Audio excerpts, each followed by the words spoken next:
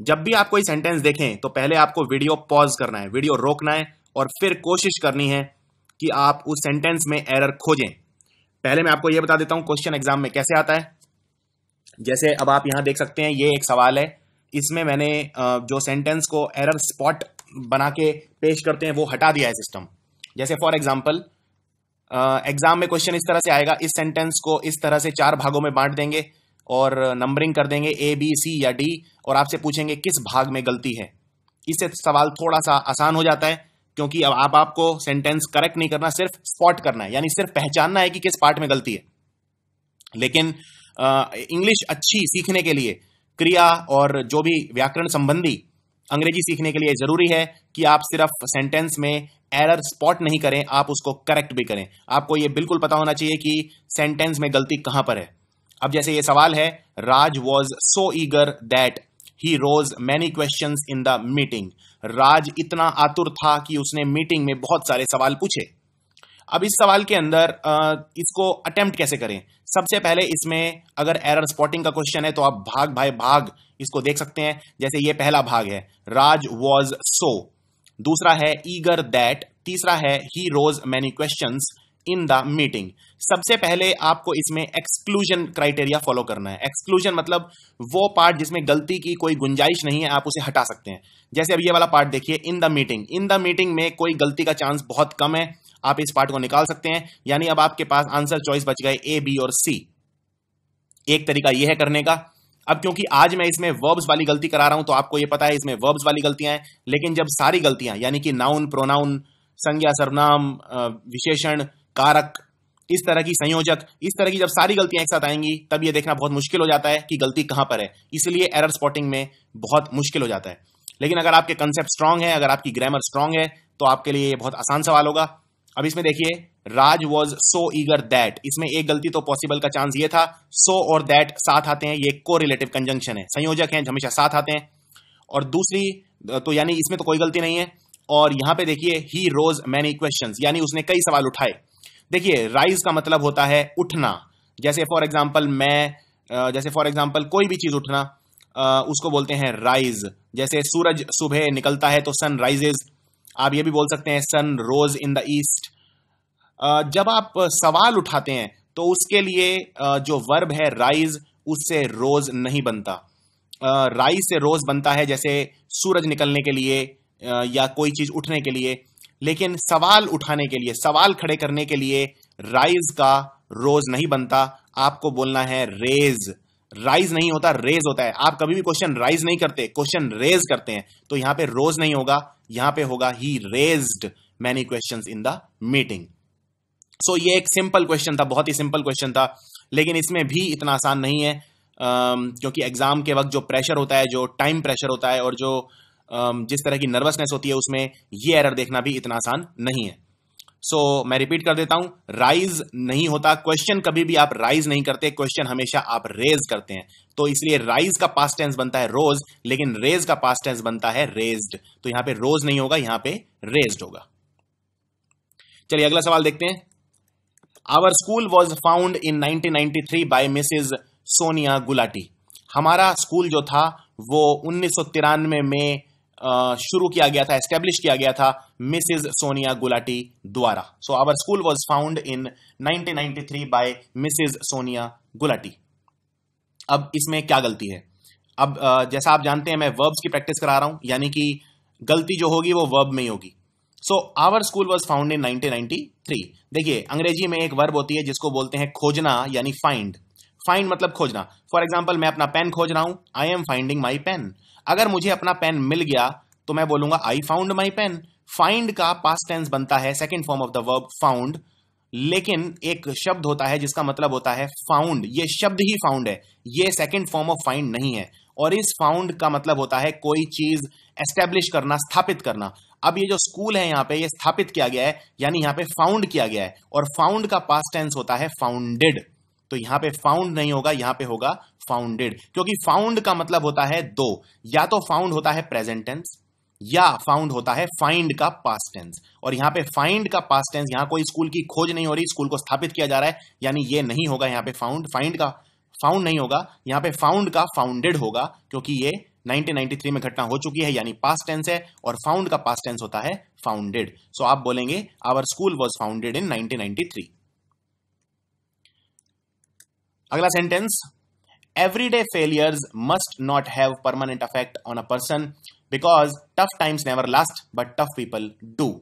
जो रोजमर्रा के फेलियर हैं उन पे उनका परमानेंट प्रभाव किसी पर्सन पर नहीं पड़ना चाहिए, क्योंकि जो बुरा वक्त है वो हमेशा नहीं रहता और जो टफ टाइम्स हैं वो हमेशा नहीं रहते, लेकिन जो टफ लोग हैं, जो दृढ़ लोग हैं वो हमेशा रहते हैं।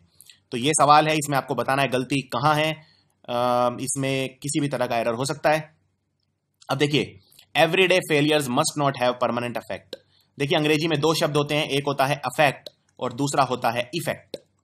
अफेक्ट का मतलब होता है किसी चीज से फर्क पड़ना, और इफेक्ट मतलब होता है किसी चीज का परिणाम। तो यहां पे आप कहना चाह रहे हैं कि परमानेंट फेलियर्स की वजह से किसी के ऊपर परमानेंट इफेक्ट नहीं आना चाहिए। इफेक्ट यानी जैसे कॉज एंड इफेक्ट होता है, कॉज मतलब कारण और इफेक्ट मतलब उसका नतीजा। तो यहां पे शब्द अफेक्ट नहीं होगा, यहां पे शब्द होगा इफेक्ट। अगला सवाल, I complaint against him as in spite of my repeated warnings he fail to do his homework. मैंने उसके खिलाफ कंप्लेन कर दी क्योंकि मेरे लाख वार्निंग्स देने के बावजूद वो अपना काम होमवर्क करने में नाकाम रहा, वो फेल हो गया, वो अपना होमवर्क करने में फेल हो गया, यानी वो उसने होमवर्क नहीं किया। अब इसके अंदर मैंने उसके अगेंस्ट कंप्लेन की, और जब आपने कंप्लेन की यानी कि ये भूतकाल हो गया, यानी पास्ट टेंस हो गया। पास्ट टेंस में लगता है second form of the verb, और जो कंप्लेन करने के लिए जो वर्ब है यहां पे वो है कंप्लेन, और कंप्लेन का पास्ट टेंस हो गया कंप्लेन्ड, लेकिन यहां पे लिखा है कंप्लेंट, यानी ये गलत है। तो इसमें सही एरर होगा, I complained against him in spite of my repeated warnings he fail to do his homework. I complained, I यहां पे सब्जेक्ट है और कंप्लेन यहां पे वर्ब है। सब्जेक्ट के साथ हमेशा वर्ब लगता है, इसे बोलते हैं सब्जेक्ट वर्ब एग्रीमेंट। और सब्जेक्ट कैसे पहचाने, अगर मान लीजिए कोई एक्शन वाला सेंटेंस है जिसमें कोई एक्शन हो रहा है, कोई काम हो रहा है, कोई क्रिया हो रही है, तो एक्शन को करने वाला सब्जेक्ट होता है। जैसे इस सेंटेंस के अंदर मैंने उसके खिलाफ कंप्लेन की, यानी मैंने काम किया, मैंने एक्शन किया, तो मैं सब्जेक्ट हूं, यानी आई सब्जेक्ट है, और आई के साथ वर्ब लगेगा। लेकिन कंप्लेंट जो है ये नाउन है, ये संज्ञा है, ये वर्ब नहीं है। मुझे यहां पे वर्ब चाहिए, तो कंप्लेन का हो जाएगा कंप्लेंट। इसी तरह कोई भी आप सेंटेंस देखें तो सबसे पहले आप वीडियो को रोकिए, पहले खुद अभ्यास कीजिए। अब ये वाला सेंटेंस देखिए, वो हमेशा काफी ठंडा रहता है, ठंडे दिमाग का है। He keeps his cool, he keeps his cool यानी उसका दिमाग हमेशा ठंडा रहता है। And never lose his temper, वो कभी भी अपना टेम्पर लूज नहीं करता, यानी वो कभी भी गुस्सा नहीं होता, अगर उसे उकसाया जाए तब भी। इवन व्हेन प्रोवोक, प्रोवोक करना यानी किसी को गुस्सा दिलाने की कोशिश करना, किसी को उकसाना। So he keeps his cool and never lose his temper even when provoked. अब इसके अंदर क्या गलती है? गलती अगेन किसी भी चीज में हो सकती है, जरूरी नहीं है कि वर्ब के अंदर गलती हो। सो इसको पहले आप खुद अटेम्प्ट कीजिए। अब देखिए, ही कीप्स हिज कूल, ये बिल्कुल ठीक है क्योंकि वो बिल्कुल ठंडा रहता है। He keeps his cool, to keep yourself cool या to be cool in adversity is, इसका मतलब होता है आप अपने दिमाग को ठंडा रखते हैं। And never lose his temper, तो यहां पे गलती क्या है? वो अपना टेम्पर कभी भी नहीं खोता है। खोना, जब आप कोई भी चीज खोते हैं तो उसके लिए लूज की स्पेलिंग होती है LOSE, यहां पर लिखा है LOOSE, ये गलती है इसमें, तो इसका आंसर होगा लूज। अगर आप लिखते हैं LOOSE, इसका मतलब होता है ढीला, ढीला। जैसे फॉर एग्जांपल मेरी जो शर्ट है वो ढीली है, तो आप बोलेंगे मेरी शर्ट लूज हो गई है, यानी LOOSE। लेकिन खोना, किसी चीज को लूज कर देना, उसके लिए LOSE। तो यहां पे टेम्पर खोना है, यानी आप लूज को कन्वर्ट कर देंगे लूज में, LOSE। अगला सवाल, during the rainy season many rivers overflew their banks and caused great difficulty. बरसात के समय बहुत सारी नदियां अपने किनारों से आगे निकल गई, यानी कि उनमें जो बहाव है वो उनके दायरे से बाहर निकल गया, और इस वजह से सबको बहुत मुसीबत का सामना करना पड़ा। इस सवाल का मतलब यह है, during the rainy season many rivers overflew their banks and caused great difficulty. मान लीजिए कोई नदी है और ये इसमें अगर जल का प्रभाव बढ़ जाता है, जल का स्तर बढ़ जाता है, तो ये ओवरफ्लो हो जाएगी। ओवरफ्लो होना मतलब बाहर निकल जाना। अब इसमें लिखा है कि उन्होंने ये काम कर दिया, यानी कि पास्ट टेंस। नदियां अपने जो छोर है, अपना जो बैंक है, किनारा है, उससे बाहर निकल गई, यानी कि पास्ट टेंस होगा। पास्ट टेंस के लिए हम second form of the verb use करते हैं, और यहां पे ओवरफ्लो, ओवरफ्लो का पास्ट टेंस होता है ओवरफ्लोड, ना कि ओवरफ्लू। तो यहां पे गलती ये है, यहां पे ओवरफ्लो नहीं होगा, यहां पे होगा ओवरफ्लोड। तो यहां पे गलती के चांस क्यों है? क्योंकि फ्लू फ्लू भी एक पास्ट टेंस होता है नो डाउट, लेकिन वो फ्लो का नहीं होता है, वो फ्लाई का होता है। फ्लाई मतलब उड़ना। अगर मान लीजिए आप बोलते हैं कि एक पक्षी उड़ रहा है तो आप बोलेंगे अ बर्ड इज फ्लाइंग। लेकिन अगर आप बोलते हैं कि एक पक्षी मेरे घर के ऊपर से उड़ा था, यानी पास्ट टेंस, तो आप बोलेंगे a bird flu over my house. तो फ्लू फ्लो का पास्ट टेंस नहीं होता, फ्लाई का पास्ट टेंस होता है। अगला सवाल, my brother thinks that somebody must have dared him steel the scooter. My brother thinks that somebody must have dared him steel the scooter. मेरा भाई सोचता है कि किसी ने उसे स्कूटर चोरी करने के लिए उत्तेजित किया था या उकसाया था, उसे डेयर किया था। देखिए, अब यहां पे somebody must have dared, यहां पे डेयर करना यानी मेन वर्ब है। देखिए, वर्ब दो तरह की होती हैं, इनफैक्ट कई तरह की होती हैं। एक होती है मॉडल वर्ब, जैसे कैन, मे, माइट, ये सब मॉडल वर्ब्स हैं। कुड, वुड, शुड, ये सब मॉडल वर्ब्स हैं। दूसरी होती है मेन वर्ब। मेन वर्ब जो सब्जेक्ट के साथ लगती है वो मेन वर्ब होती है। और एक सब्जेक्ट के साथ एक वर्ब और लगती है, जिसे बोलते हैं ऑक्सिलरी वर्ब, यानी कि हेल्पिंग वर्ब। जो हेल्पिंग वर्ब होती है वो सेंटेंस को बनाने में हेल्प करती है।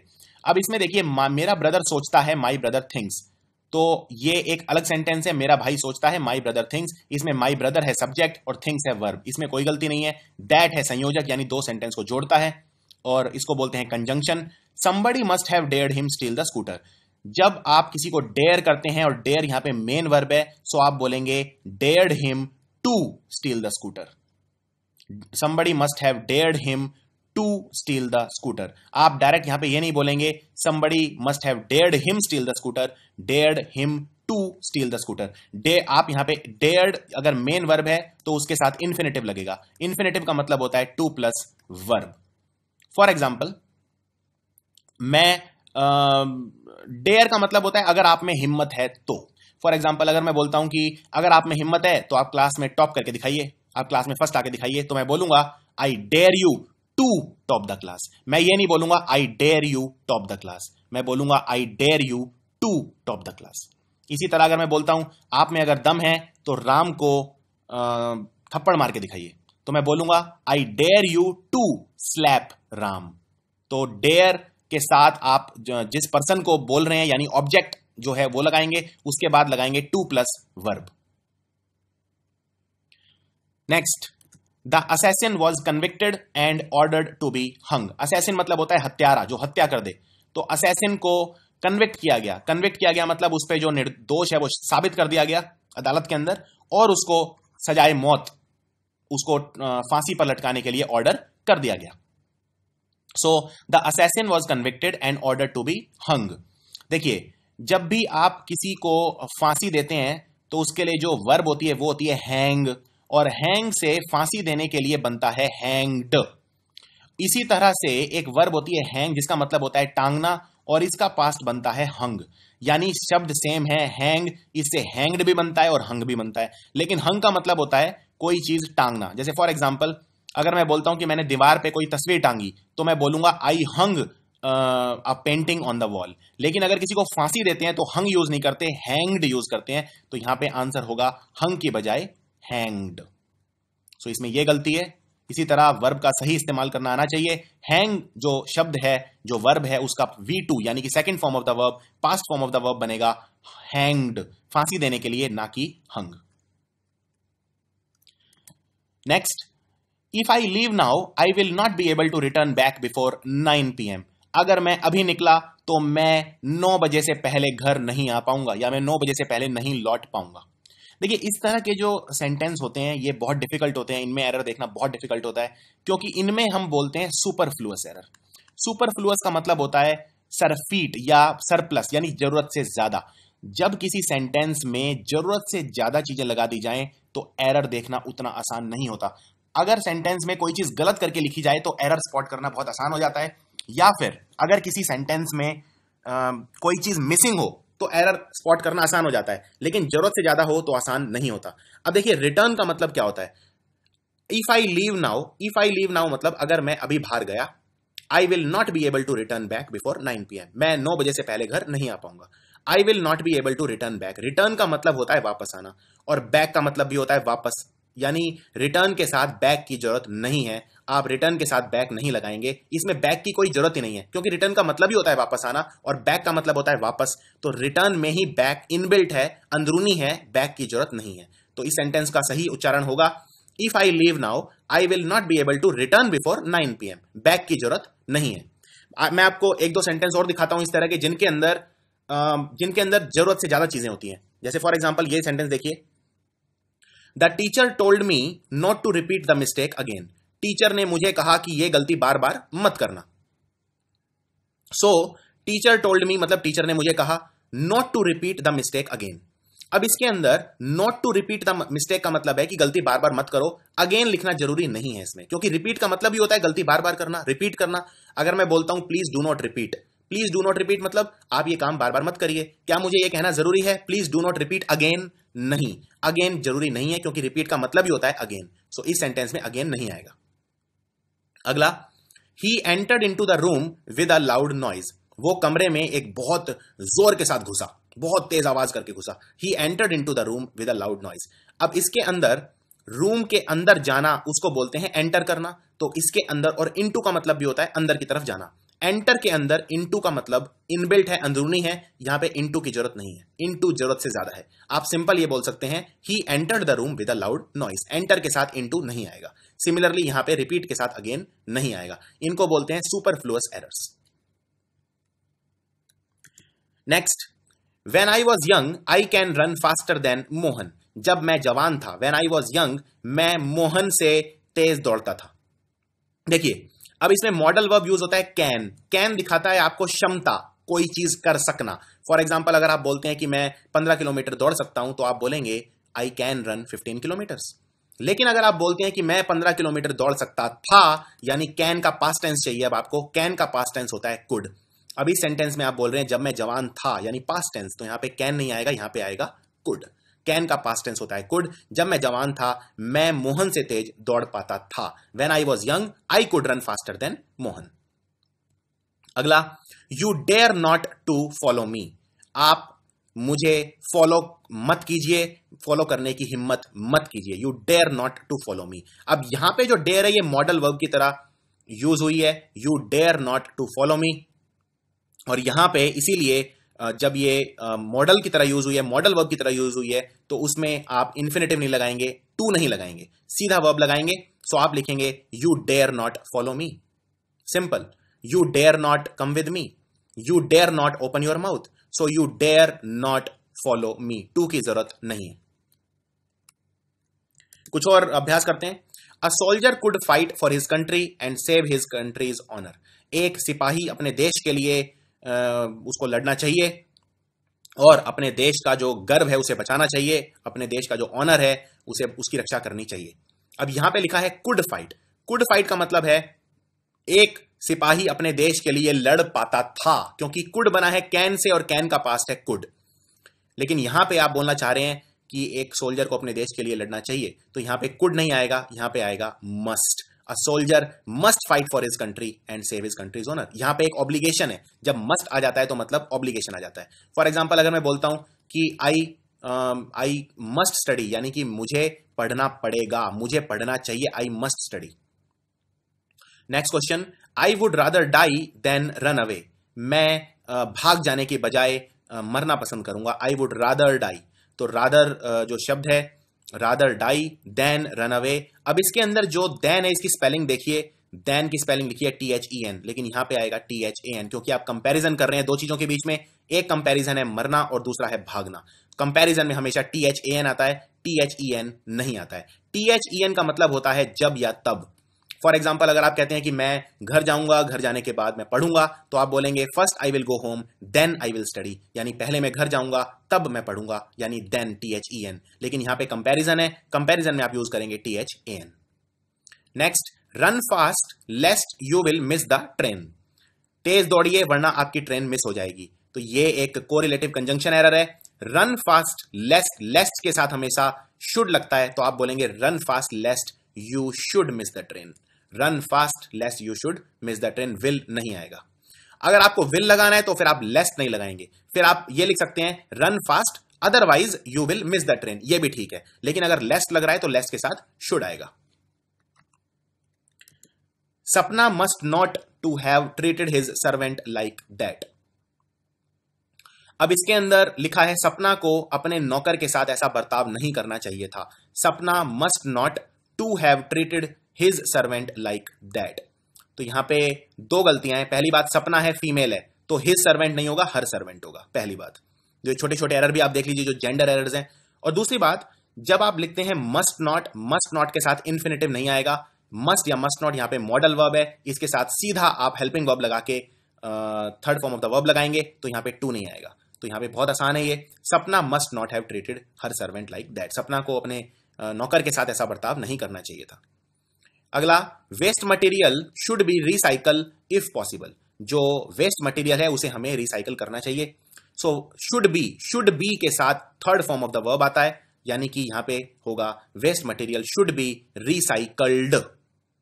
इसी तरह अगर मैं बोलता हूं कि तुम्हें शर्म आनी चाहिए तो मैं बोलूंगा यू शुड बी अशेम्ड, क्योंकि अशेम का थर्ड फॉर्म है अशेम्ड। तो शुड बी के साथ थर्ड फॉर्म आता है, तो ये आपको सही रूप इसमें भरना है वर्ब का, क्रिया का। He hoped that he will pass the exam with flying colours. उसने उम्मीद ऐसी जताई थी कि वो एग्जाम पास कर जाएगा। अब देखिए, ही होप्ड है, ही होप्ड मतलब पास्ट में कोई पास्ट की चीज हुई है, उसने उम्मीद जताई थी। मैं ये नहीं कह रहा ही होप्स मतलब वो उम्मीद कर रहा है, यानी कि वर्तमान, यानी कि प्रेजेंट टेंस। लेकिन ये लिखा है होप्ड मतलब पास्ट, और इसके आगे पास्ट में फ्यूचर लगा दिया है, विल फ्यूचर दिखाता है। यहां पे मुझे पास्ट चाहिए और पास्ट में विल हो जाता है वुड। तो यानी कि इसका आंसर होगा he hoped that he would pass the exam with flying colours. Next question, you need to work hard but you need not to waste time on unimportant lesson. तुम्हें मेहनत करनी चाहिए लेकिन तुम्हें बिल्कुल भी जो इंपॉर्टेंट चैप्टर नहीं है उन पर समय व्यर्थ नहीं करना चाहिए। सो नीड के साथ देखिए किस तरह से वर्ब आती है। You need to work hard, ये बिल्कुल ठीक है, you need to work hard, need के साथ यहां इन्फिनेटिव लगाया हुआ है। But you need not to waste time, but you need not के साथ टू नहीं आएगा, आपको सिंपल लिखना है but you need not waste time. So you need not waste time. अगर मैं बोलता हूं कि तुम्हें मान लीजिए कोई काम करने की जरूरत नहीं है, उसके लिए हम अंग्रेजी में यूज करते हैं नीड नॉट। फॉर एग्जाम्पल, तुम्हें पढ़ने की जरूरत नहीं है, यू नीड नॉट स्टडी। उसमें आप ये नहीं बोलेंगे you need not to study, आप सिंपल बोलेंगे यू नीड नॉट स्टडी। हाँ, लेकिन अगर कोई काम करने की जरूरत है तो आप टू लगाएंगे। फॉर एग्जाम्पल, अगर मैं बोलता हूं तुम्हें पढ़ने की जरूरत है तो आप बोलेंगे यू नीड टू स्टडी। अब तुम्हें मेहनत करने की जरूरत है, you need to work hard. तुम्हें वहां जाने की जरूरत है, you need to go there. लेकिन अगर आप बोलते हैं जाने की जरूरत नहीं है तो आप बोलेंगे you need not go there. उसमें आप ये नहीं बोलेंगे you need not to go there. इसी तरह तुम्हें मेहनत करने की जरूरत नहीं है, you need not work hard. तो जरूरत है तो आप टू लगाएंगे, जरूरत नहीं है तो टू नहीं लगाएंगे। She would broke a plate every day when she came to Delhi last month. वो हर रोज एक प्लेट तोड़ती थी जब वो दिल्ली आई थी पिछले महीने। अब देखिए, इसमें जो वुड है, अगेन ये मॉडल वर्ब है, विल का बना है वुड, और मॉडल वर्ब के साथ हमेशा जब आप वर्ब कोई और लगाते हैं तो हमेशा फर्स्ट फॉर्म में आती है। फॉर एग्जाम्पल, अगर आप बोलते हैं मुझे पढ़ना चाहिए तो आप बोलेंगे आई शुड स्टडी। आप ये नहीं बोलेंगे आई शुड स्टडीड, आप बोलेंगे I should study. Simple, first form आएगी वर्ब की। यहां पे ब्रोक सेकंड फॉर्म है, ब्रेक ब्रोक ब्रोकन यानी सेकंड फॉर्म है, तो आप बोलेंगे she would break a plate every day, would के साथ first form. Next question, the old lady prayed that he may live long. जो बूढ़ी लेडी थी उसने ऐसी दुआ की कि उसकी उम्र लंबी हो। ही मे लिव लॉन्ग कोई पर्सन है, ही ये प्रोनाउन है, सर्वनाम है। ही संज्ञा के स्थान पे जो शब्द आते हैं वो सर्वनाम होते हैं। अब यहां पे ओल्ड लेडी ने प्रे किया यानी कर चुकी है, यानी पास्ट टेंस की बात है, और मे तो प्रेजेंट टेंस दिखाता है या फ्यूचर टेंस दिखाता है। मे का पास्ट टेंस होता है माइट, तो यहां पे मे नहीं होगा, यहां पे माइट होगा क्योंकि सेंटेंस पास्ट टेंस का है। सो आप बोलेंगे the old lady prayed that he might live long. I can not be able to control my emotions during a movie. I can not be able to control my emotions during a movie. मैं movie के वक्त अपने emotions control नहीं कर पाता हूं। अब इसके अंदर आपको बताना है क्या गलती है। I can not be able to control my emotions during a movie. देखिए, कैन जो शब्द है वो दिखाता है आपकी एबिलिटी, आपकी क्षमता। आप कोई काम कर सकते हैं या नहीं कर सकते। अब इसमें वो कह रहा है मैं नहीं कर सकता, आई कैन नॉट। और एबल, आप कितने लायक हैं ये भी आपके दिखाता है क्षमता। तो कैन के साथ एबल की जरूरत नहीं है इसमें, यानी आप इसमें हटा दीजिए बी एबल टू। आप सिंपल बोल सकते हैं I can not control my emotions during a movie. Be able to की जरूरत नहीं है। या आप ये बोलिए I am not able to, I am not able to control my emotions during a movie, वो भी ठीक है। या बोलिए I can not control my emotions during a movie, but दोनों की जरूरत नहीं है, क्योंकि कैन भी दिखाता है आपकी एबिलिटी, आपकी क्षमता, और एबल भी दिखाता है आप कितने लायक हैं, आपकी क्षमता। Next sentence, he return the purse though he could keep it very easily. उसने पर्स वापस कर दिया दो, जबकि वो उसको आसानी से रख सकता था। अब यहां पे आप बोल रहे हैं रख सकता था। ही रिटर्न द पर्स, उसने पर्स वापस कर दिया, यानी पास्ट टेंस की बात हो रही है, कभी पास्ट में हुआ है। लेकिन यहां पे लिखा है ही could keep. He could keep का मतलब होता है कि वो पर्स रख सकता है। कुड के साथ first form of the verb लगी है कीप, लेकिन हमें चाहिए पास्ट यानी केप्ट। तो आप लिखेंगे he could have kept it very easily. वो रख सकता था, he could have kept it very easily, ना कि ही could keep it very easily. He could keep it very easily का मतलब यह है कि वो आसानी से रख सकता है। When you were young, you ought to learn good habits. जब तुम जवान थे तुम्हें अच्छे आदतें सीखनी चाहिए थी। जब तुम जवान थे यानी अगेन पास्ट टेंस की बात हो रही है, जब तुम जवान थे। You ought to learn, ought to का मतलब होता है should, तुम्हें अच्छी आदतें सीखनी चाहिए थी। You should learn, you should का learn का मतलब है तुम्हें अच्छी आदतें सीखनी चाहिए। अगर मैं बोलता हूं तुम्हें लेट्स से तुम्हें खाना खाना चाहिए, तो you should eat। तो शुड के साथ जब first form of the verb लगता है, शुड ईट, शुड लर्न, तो मतलब वो काम करना चाहिए। लेकिन यहां मैं बोल रहा हूं जब तुम जवान थे तुम्हें ये काम करना चाहिए था, यानी पास्ट टेंस की बात हो रही है। सो उसके लिए आप बोलेंगे ought to have learned। Have के साथ third form of the verb लगेगा। इसी तरह अगर मैं ought to के बजाय शुड लगाऊं तो शुड में भी यही आएगा, यू शुड हैव लर्नड। अगर मैं बोलता हूं तुम्हें खाना खाना चाहिए था, you should have eaten, third form of the verb. If you get good marks I shall happy as much as you. अगर तुम्हारे अच्छे नंबर आए तो मैं तुम्हारे जितना ही खुश होऊंगा। तो यहां पे गलती क्या है आपको अगेन स्पॉट करना है। इसमें मैंने सेंटेंस को डिवाइड किया हुआ है ए बी सी और डी में। तो अगर तुम्हारे अच्छे नंबर आए, if you get good marks I shall be happy as much as you. I shall के साथ यहां बी लगेगा, आई शैल बी हैप्पी, यहां पे फ्यूचर टेंस दिखाने के लिए। We ought to honest in our dealings. हमें हमारी जो डीलिंग्स हैं, हमारी जो रोजमर्रा की चीजें हैं, जो रोजमर्रा का व्यवहार है, उसमें हमें ऑनेस्ट होना चाहिए। We ought to honest in our dealings. So इसमें भी ऑट टू के साथ लगेगा we ought to be honest in our dealings. We ought to be honest मतलब वी शुड बी ऑनेस्ट। तो ought to की जगह आप should लगाकर देख सकते हैं, क्योंकि ought to का मतलब होता है should। It is very cold here, I should bring my woolen clothes but I didn't। यहां बहुत ठंड है, मुझे अपने ऊनी कपड़े साथ लाने चाहिए थे पर मैं नहीं लाया।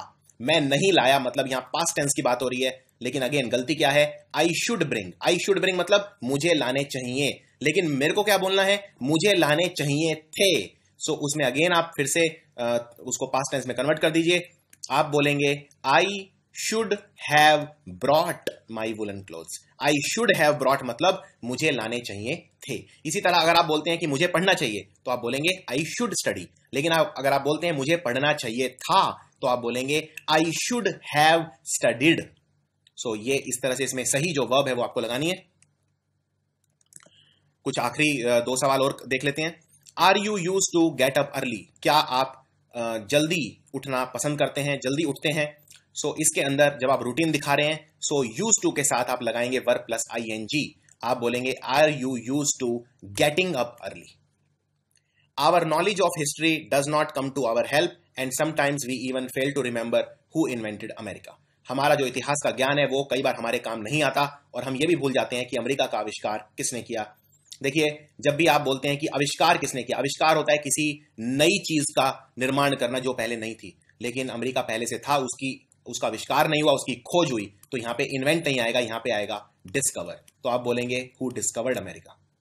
तो शब्दों की जो छोटी छोटी बारीकियां हैं वो भी आपको एग्जाम में पूछी जा सकती हैं। अमेरिका को किसी ने इन्वेंट नहीं किया, अमेरिका को डिस्कवर किया। इन्वेंट करने का मतलब होता है इजाद करना, कोई नई चीज बनाना, लेकिन अमेरिका पहले से वहां था, सिर्फ उसकी खोज की गई कोलंबस द्वारा। इसी तरह very soon I realize that he is at fault. बहुत जल्दी मुझे आभास हो गया कि उसकी गलती थी। अब इसके अंदर मुझे आभास हो गया था, आई रियलाइज्ड, रियलाइज्ड से पता चलता है कि ये पास्ट टेंस है, क्योंकि रियलाइज का रियलाइज्ड बन गया यानी पास्ट टेंस यानी second form of the verb, और पास्ट टेंस है तो सेंटेंस पास्ट टेंस में ही रहेगा, लेकिन यहां पे इज लगा है तो इज को चेंज कर दीजिए वॉज में। सो सेंटेंस हो गया very soon I realize that he was at fault. He remembered that his visa will be expired in a month. उसे याद आया था, he remembered, ED, again ED लगाए, इससे पता चलता है ये पास्ट टेंस है। सेंटेंस में फ्यूचर टेंस दिया हुआ है विल, तो विल को पास्ट टेंस चेंज कर दीजिए, आंसर हो गया वुड। विल का पास्ट टेंस होता है वुड, सो आंसर होगा ही remembered that his visa would be expiring in a month. या आप लिख सकते हैं his visa would expire in a month, वो ज्यादा अच्छा है, his visa would expire in a month. I wasn't at the last meeting and neither was you. मैं पिछली मीटिंग में नहीं था और आप भी नहीं थे। और यहां पे जब आप यू लिखते हैं तो यू के साथ हमेशा प्लूरल फॉर्म रहती है यानी वर, तो यहां पे नाइदर वॉज यू नहीं, नाइदर वर यू होगा। तो ये एक सब्जेक्ट वर्ब एग्रीमेंट एरर है। Owing to the heavy rains the ship drowned in the middle of the ocean. बहुत ज्यादा बारिश की वजह से यानी ड्यू टू की जगह लगता है ओइंग टू, अगर सेंटेंस स्टार्ट होता है तो ओइंग टू लगाते हैं, ड्यू टू से पहले हम बी का फॉर्म लगाते हैं यानी इज, एम, आर, वॉज या वर। सो हैवी रेन्स, मूसलाधार बारिश की वजह से समुद्र के अंदर जहाज डूब गया। देखिए जब आप बोलते हैं ड्राउन, कोई जिंदा चीज जो होती है वो ड्राउन होती है, वो डूबती है, लेकिन कोई मुर्दा चीज या कोई वस्तु के लिए हम ड्राउन यूज नहीं करते, हम सिंक यूज करते हैं डूब जाने के लिए। तो यहां पास्ट टेंस में सिंक का हो जाएगा सैंक। आप बोलेंगे the ship sank in the middle of the ocean. हाँ, लेकिन अगर कोई व्यक्ति डूबता समुद्र में तो आप बोलते my friend ड्राउन्ड in the ocean. तो कोई लिविंग ऑब्जेक्ट के लिए आप ड्राउन यूज करते हैं और किसी वस्तु के लिए सिंक यूज करते हैं। तो यहां पे होगा द शिप सैंक